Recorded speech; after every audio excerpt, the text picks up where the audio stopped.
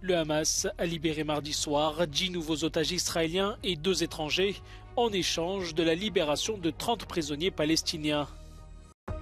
La fatigue de la guerre pousse-t-elle l'Ukraine à négocier? La question est posée, même si pour Josep Borrell, nous ne pouvons pas nous permettre d'être fatigués. La Finlande ferme son dernier poste frontière encore ouvert avec la Russie et accuse Moscou d'orchestrer une crise migratoire. Monique Olivier a dit regretter tout ce qui s'est passé. L'ex-compagne de Michel Fourniret est jugée pour complicité dans les enlèvements et les meurtres de 3 jeunes filles. La justice européenne a estimé qu'une administration publique pouvait décider d'interdire le port de signes religieux à l'ensemble de ses employés. Le Hamas a libéré mardi soir 10 nouveaux otages israéliens et 2 étrangers en échange de la libération de 30 Palestiniens emprisonnés par Israël. Plusieurs femmes, accompagnées par des combattants palestiniens masqués, ont été remises au Comité international de la Croix-Rouge à Rafah, près de la frontière égyptienne. 21 otages étrangers, en majorité des Thaïlandais vivant en Israël, ont également été libérés hors du cadre de cet accord. Selon le Qatar, principal médiateur dans les négociations sur le dossier des otages, l'extension de la trêve jusqu'à jeudi doit permettre la libération mardi et mercredi de 20 otages israéliens et 60 prisonniers palestiniens. Depuis l'entrée en vigueur de la trêve vendredi, le Hamas libère chaque jour une dizaine de femmes et d'enfants enlevés en échange de la libération de 3 fois plus de prisonniers palestiniens.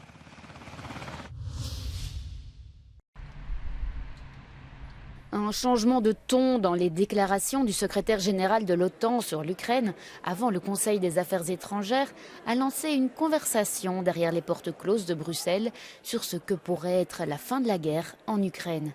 Certains analystes pensent que Jens Stoltenberg s'est un peu éloigné de son attitude passée, qui consistait à dire qu'il fallait chercher à défendre l'Ukraine autant que possible. I was left wondering, why did he say that Ukraine had already recaptured 50% of its territory?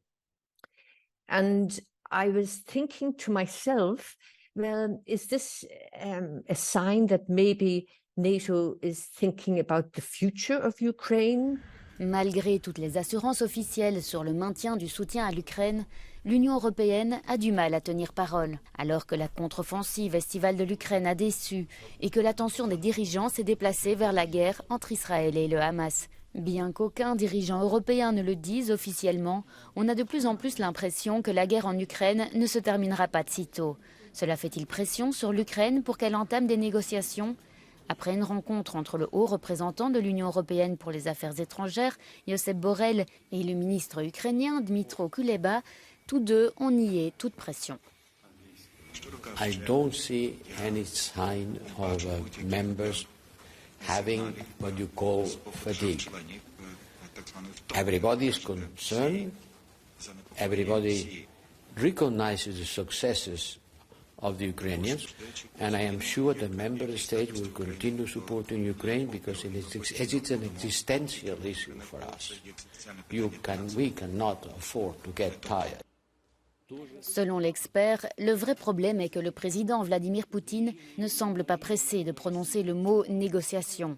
Et à ce stade, il serait extrêmement difficile pour le président ukrainien Volodymyr Zelensky d'entamer des négociations, surtout si cela devait affecter la souveraineté territoriale du pays.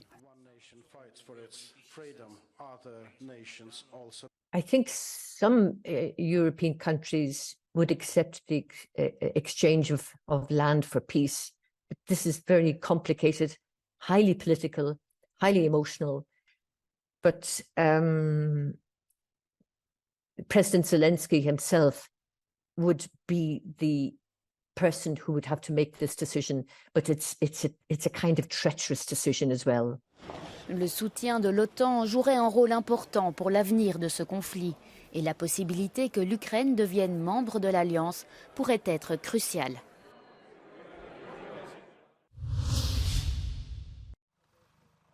La Finlande va fermer son dernier poste frontière encore ouvert avec la Russie dans la nuit de mercredi à jeudi. Helsinki accuse Moscou d'orchestrer une attaque hybride en envoyant des migrants sans papier à la frontière.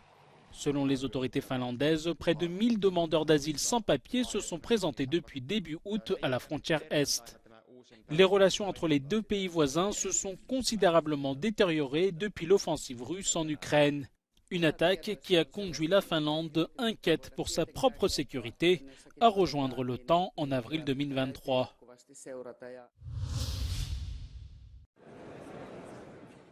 En pleine crise budgétaire, le chancelier allemand Olaf Scholz a défendu ce mardi devant le Bundestag sa volonté de poursuivre le soutien à l'Ukraine. L'Allemagne, qui va devoir recourir plus que prévu à l'emprunt pour financer ses dépenses, est le pays qui fournit l'aide la plus importante à l'Ukraine, derrière les États-Unis. Wir setzen diese Unterstützung fort, so lange wie nötig. Unsere zivile Unterstützung kommt noch hinzu, über den Bundeshaushalt und auch über die Europäische Union. Geld, das wir natürlich bei Regierungsantritt und vor Kriegsbeginn nicht eingeplant hatten. Und doch ist diese Unterstützung von existenzieller Bedeutung.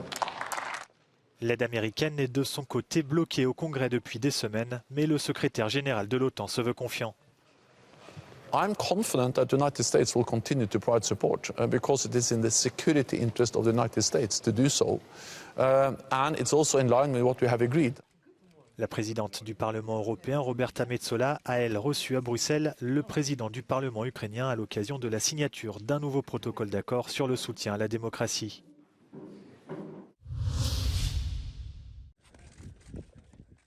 Ursula von der Leyen appelle à la création d'une alliance mondiale pour lutter contre le trafic de migrants.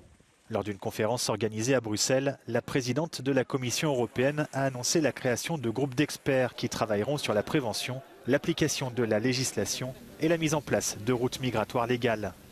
We also need a global alliance with a common governance and shared goals.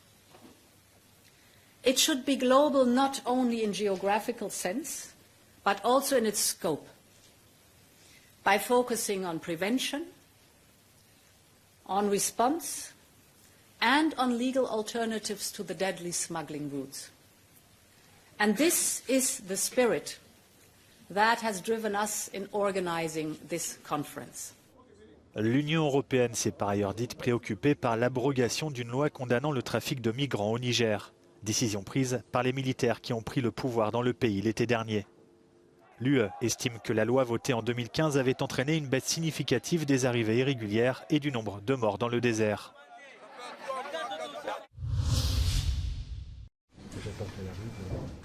Au premier jour de son procès devant la cour d'assises des Hauts-de-Seine, Monique Olivier a dit regretter tout ce qui s'est passé.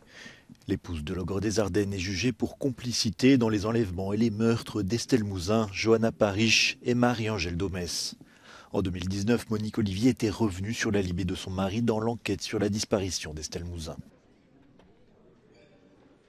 Il faut que nous puissions faire parler Monique Olivier, qu'on puisse avancer à la fois sur les 3 dossiers concernés et puis sur les crimes qui manquent, qui ne sont pas aujourd'hui pris en compte par la justice. Estelle Mouzin avait 9 ans quand elle a disparu en 2003. Selon Monique Olivier, son mari a séquestré, violé et tué la petite fille. Son corps n'a pas été retrouvé, pas plus que celui de Marie-Angèle Domès qui avait 18 ans quand elle a disparu en 1988. En 2008, Johanna Parish avait 20 ans quand la jeune Britannique a été violée et battue avant sa mort. La justice européenne a tranché. Selon un arrêt de la Cour de justice de l'Union européenne, une administration publique peut décider d'interdire le port de signes religieux à l'ensemble de ses employés, tant que cette décision s'applique à tous. L'interdiction s'applique aussi aux employés qui ne sont pas en contact avec le public.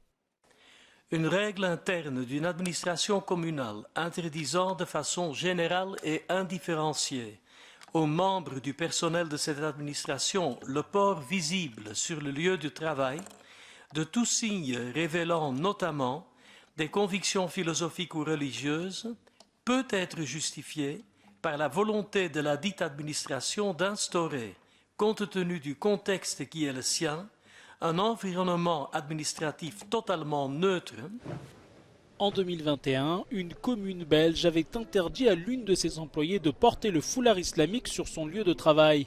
L'employé a alors attaqué cette décision en justice, estimant qu'elle était discriminatoire et violait sa liberté religieuse. Le prix des tickets de métro va presque doubler pendant les Jeux Olympiques de Paris l'année prochaine pour aider à couvrir les coûts de fonctionnement des transports urbains. Des millions de visiteurs supplémentaires sont en effet attendus dans la capitale l'été prochain.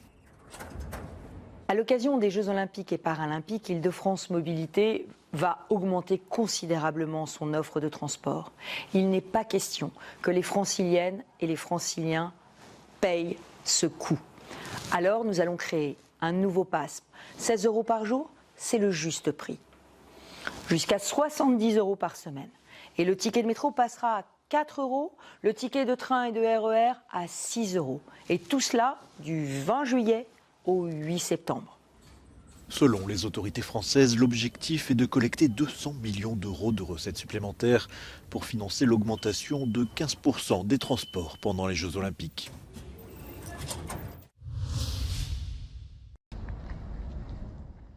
Le braquage à l'Andalouse a mal tourné. La police madrilène a arrêté 2 personnes suspectées d'avoir dérobé plus de 700 pièces de jambon ibérique. Les forces de l'ordre espagnoles estiment la valeur du butin à 200 000 €. La charcuterie avait été dérobée à Villanueva de Córdoba, au cœur de l'Andalousie. Les voleurs ont laissé une partie de la cargaison dans un séchoir. La garde civile a retrouvé les autres pièces de pata negra dans 2 fourgonnettes garées dans la banlieue de Madrid. Les 2 suspects sont placés sous contrôle judiciaire.